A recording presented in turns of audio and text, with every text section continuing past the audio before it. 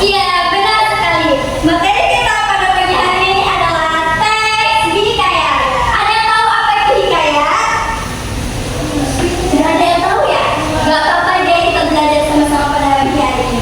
Jadi anak-anak ibu sekalian, hikayat ini merupakan suatu karya sastra berbentuk prosa yang berisi cerita, baik itu cerita dongeng atau legenda, kerajaan atau silsilah, yang biasanya cerita itu mengandung unsur kemustahilan, keajaiban, atau bahkan kesaktian dari para tokohnya. Nah, Bu, apa sih tujuan dari hikayat ini? Kenapa masih ada hikayat? Kan sekarang sudah banyak cerita-cerita modern.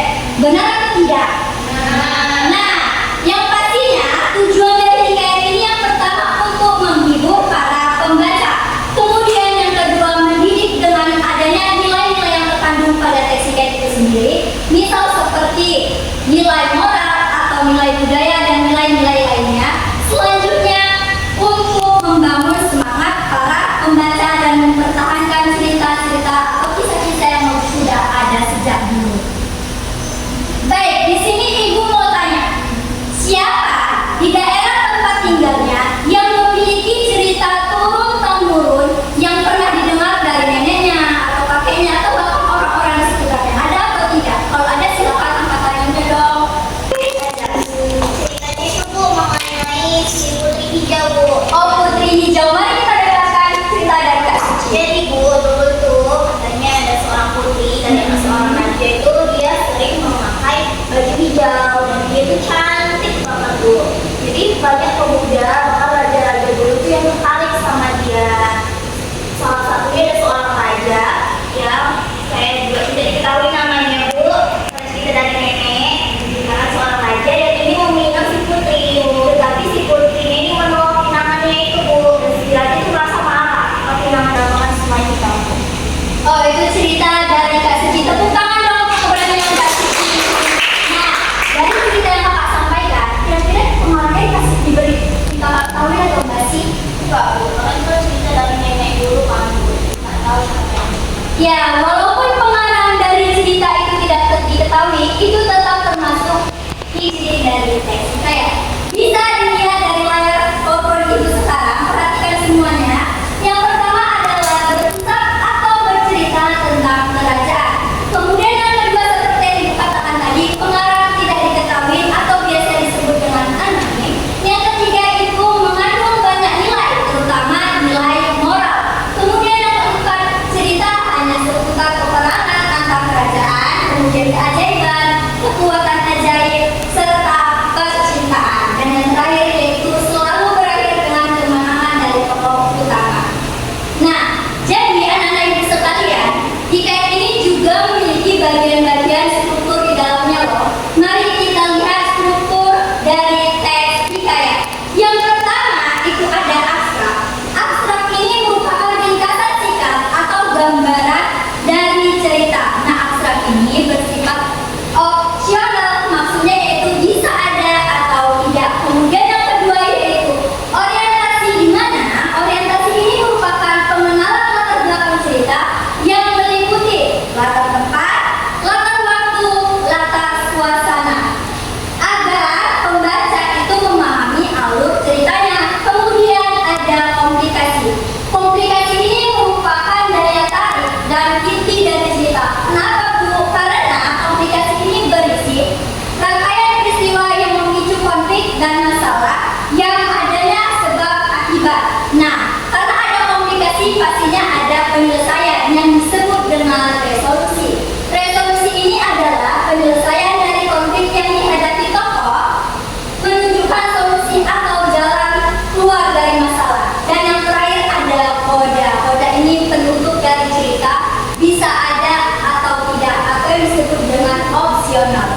Selanjutnya, anak-anak ibu semuanya, hikayat ini juga memiliki 4 nilai-nilai di dalamnya. Yang pertama, nilai moral, di mana nilai moral ini berkaitan dengan baik buruknya tokoh yang ada dalam cerita.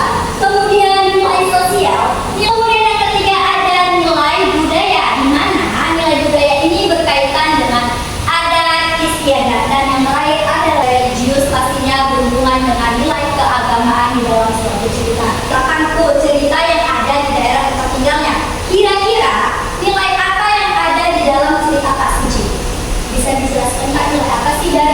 nilai itu? Nilai moral. Jadi kenapa sih kok nilai moral kakak bilang? Apa sebabnya? Alasannya nilai moral karena dari situasi yang membangun moral kandidat. Juga dari sikap si Putri yang teguh pada pendirian, dia berani untuk menolak dari sikapnya. Oh baik, jadi intinya kenapa nilai moral? Karena itu menunjukkan dari akhlak si raja tadi dalam menyikapi tolakan dari putri hijau. Nah, kira-kira anak-anak itu semuanya nilai moral ini masih relevan nggak sih di kehidupan kita sekarang ini? Mana suaranya kan dari udah sarapan, sudah es breaking, masa kok melengkong? Masih relevan atau enggak? Nilai moral itu akan selalu relevan sampai kapanpun karena berhubungan dengan akhlak dari seseorang dalam menyikapi peristiwa atau hal-hal yang dihadapi. Selanjutnya, di sini ada contoh dari cerita hikayat bisa dilihat. Di sini ada hikayat Pangeran dan Putri Nusantara, kemudian ada hikayat Majapahit dan hikayat Hang Tuah. Sekarang Ibu udah ada satu teks bacaan hikayat berjudul Abu Nawas dan Botol Ajaib. Sebelum Ibu bagikan ke anak-anak Ibu minta anak-anak Ibu ini memprediksi 2 pertanyaan saja yang berhubungan dengan penjelasan Ibu tadi seputar hikayat. Kira-kira pertanyaan prediksi apa sih yang sesuai untuk hikayat Abu Nawas dan Botol Ajaib ini? Siapa yang tahu silakan tunjuk tangannya. Ya, Suci Abinda, silakan. Pertanyaan prediksi apa sih Kak? Jadi pertanyaannya itu Bu, contohnya tentukan bagian-bagian struktur hikayat pada cerita Abu Nawas dan Botol Ajaib. Ya, tepat sekali. Pertanyaan prediksi pertama adalah terkait struktur dari hikayat pada cerita Abu Nawas dan Botol Ajaib. Dan pertanyaan kedua, adakah yang tahu? Ya Bu, Silakan Kak Dini. pertanyaannya Bu, menurut saya nilai-nilai apa saja yang ada pada cerita Abu Nawas dan Botol Ajaib? Nah, pertanyaan kedua dari Kak Dini, yang mana pertanyaan itu terkait nilai-nilai apa saja yang ada pada cerita Abu Nawas dan Botol Ajaib. Di sini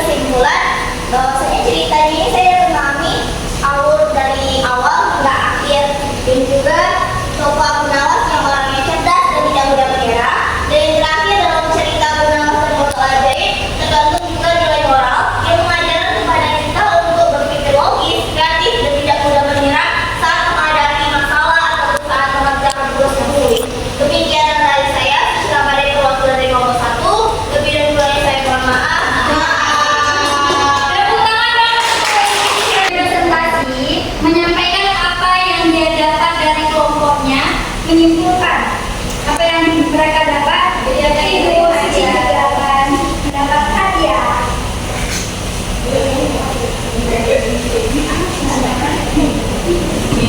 Silakan diambil Kak Sini Kak. Tepuk tangan dong. Baik, kami dapatkan dari kelompok 2, silakan maju.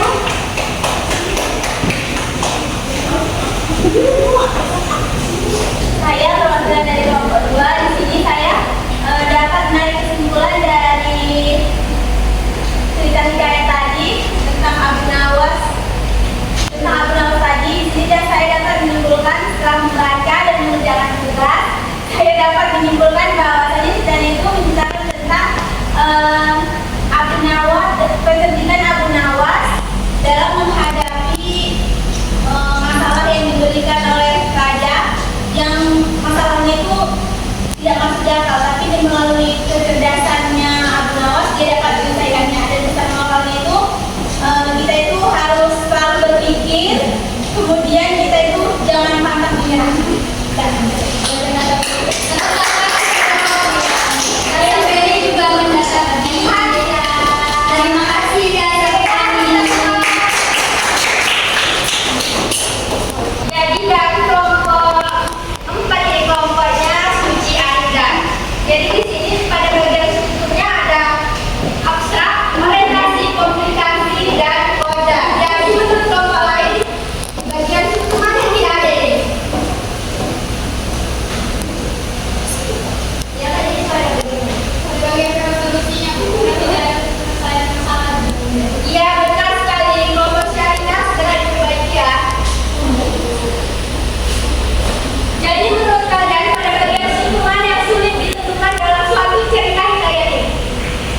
Pada bagian kodanya Bu, sulit ditentukan pada cerita. Kode cerita biasanya terletak pada bagian akhir cerita dan sering muncul kata seperti demikianlah, akhirnya, dan sejak hari itu. Paham kali ini? Baiklah, kalian sudah paham semua mengenai teks hikayat ini? Kalau sudah paham, coba kasih apa dari pengertian dari teks hikayat ini. Sejarah dan mengandung unsur kemustahilian dan kesaktian. Oke, dan ada juga bagian strukturnya tadi apa saja kata yang segala itu? Jadi ada abstrak, orientasi, komunikasi, resolusi, sama kode.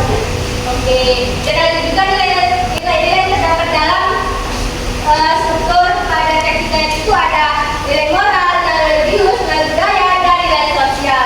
Jadi sudah paham ya mengenai teks hikayat ini? Kita sudah paham ibu akan memberikan tugas untuk di rumah, yaitu tugasnya tadi di sini ada menjelaskan beberapa contoh dan teks hikayat itu ada hak tua, ada Majapahit, ada Putri Nusantara. Dan tugas kalian untuk menentukan strukturnya, kemudian nilai yang terkandung di dalam salah satu cerita tersebut. Baiklah, waktu kita sudah mau habis, kedua kelas silakan dipimpin doanya. Sebelum mengakhiri pembelajaran kita hari ini, kita berdoa dulu.